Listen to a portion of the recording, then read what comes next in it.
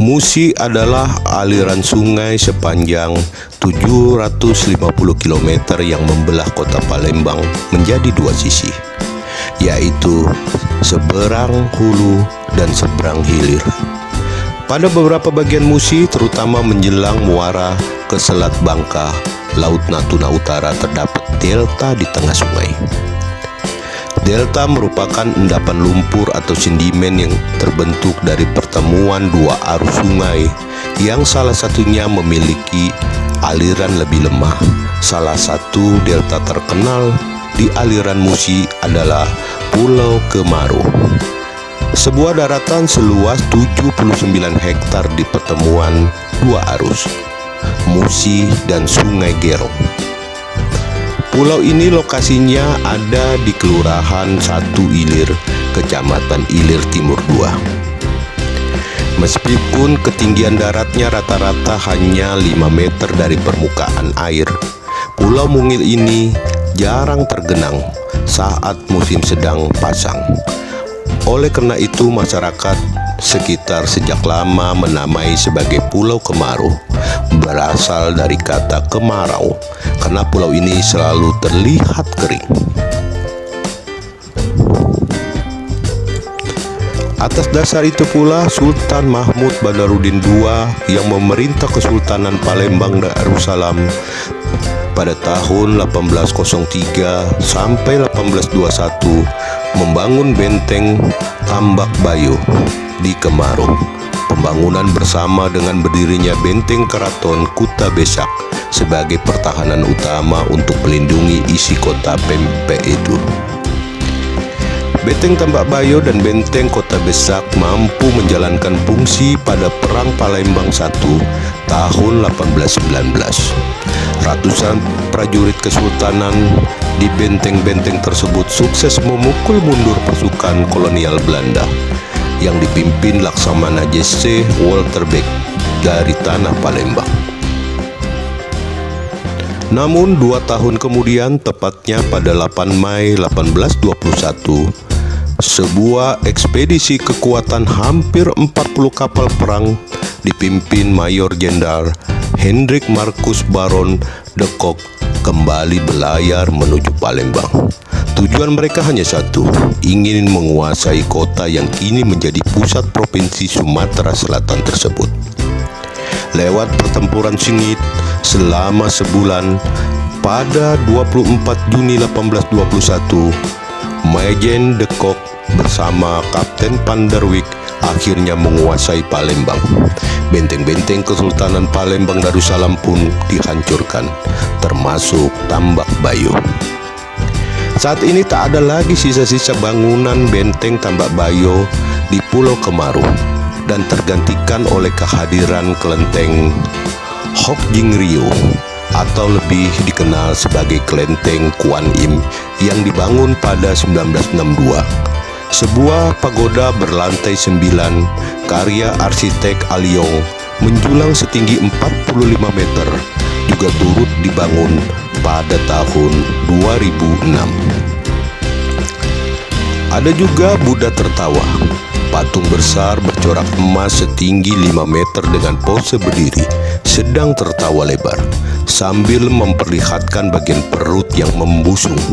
Berbagai jenis kapal seperti perahu kayu atau perahu cepat siap mengantar pengunjung dari dermaga wisata Benteng Kuta Besak dekat jembatan Ampera menuju Kemarau. Perjalanan sejauh 6 km ini memakan waktu sekitar 10 sampai 20 menit. Terdapat sebuah legenda dari cerita rakyat di masa lampau mengenai terbentuknya Pulau Kemarau. Cerita tersebut juga tertulis pada sebuah prasasti di salah satu sudut pulau. Kisahnya mirip Sampeng Engkai atau Romeo dan Juliet. Tan Bun An, seorang pangeran dari tanah Tiongkok yang berniaga hingga ke Palembang dan menjalin kasih dengan Siti Fatimah, putri bangsawan setempat. Dengan izin orang tua Siti Fatimah, pangeran pun mengajak pujaan hatinya bertemu keluarganya di Tiongkok. Sekembalinya ke Palembang, keduanya dibekali 7 guci yang ternyata berisi sawi-sawi asin. Tan yang kecewa karena semula mengira isinya adalah emas, kemudian membuang gucu di aliran Musi dekat muara sungai. Ketika akan membuang guci terakhir, benda itu kemudian terjatuh di dek kapal dan pecah. Isinya pun berhamburan berupa perhiasan dan logam emas dalam jumlah banyak, diselimuti sawi-sawi asin tadi. Rupanya sayuran tadi hanya sebagai pengecoh agar perhiasan emas itu aman dan tidak dirampok selama perjalanan. Tan pun terkejut dan tanpa pikir panjang langsung terjun ke dalam aliran sungai bersama pengawalnya untuk mengambil kuci-kuci yang telah ia buang. Namun keduanya tak muncul dan membuat putri cemas.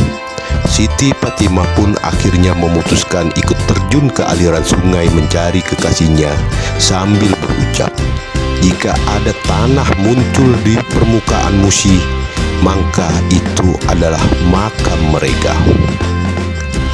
Bersama dengan itu muncul Pulau Kamaru yang salah satu sudutnya terdapat batu mirip bongpai atau nisan kecil dengan 3 altar kayu. Di bawah altar terdapat daun-daun kering membentuk 3 gundukan yang dikawal oleh 4 kelin binatang dalam mitologi Tiongkok. Gundukan tadi dipercaya masyarakat sebagai makam putri raja, pangeran Tiongkok, dan seorang pengawalnya. Pulau ini akan sangat ramai jika perayaan Cap Gomeh tiba. Ribuan warga Tionghoa dari sejumlah kota di Sumatera dan luar negeri seperti Singapura, Malaysia, Hong Kong, dan bahkan Tiongkok berduyun-duyun menuju Kemaru. Cap Gomeh digelar pada hari ke-15 dari perayaan Tahun Baru Imlek. Selain bersembayang, mereka juga mengadakan berbagai acara kesenian seperti melepaskan ribuan lampion, makan bersama, menggelar kesenian barongsai, dan wayang potehi.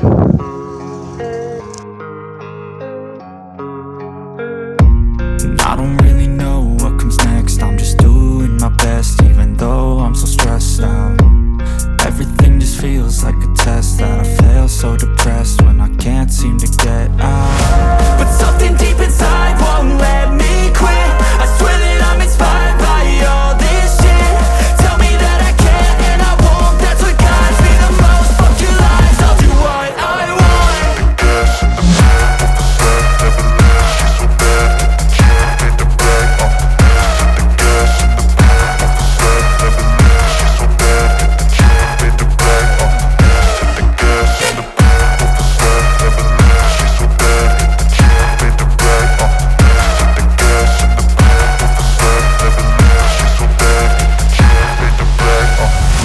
I'm inspired by thirst, I'm inspired by worth. I desire your worst, so you can just hide while I work. I ain't tired, you first. I'll write a second, third verse about the lies you go disperse. You never did shit, I know it hurts. Something deep inside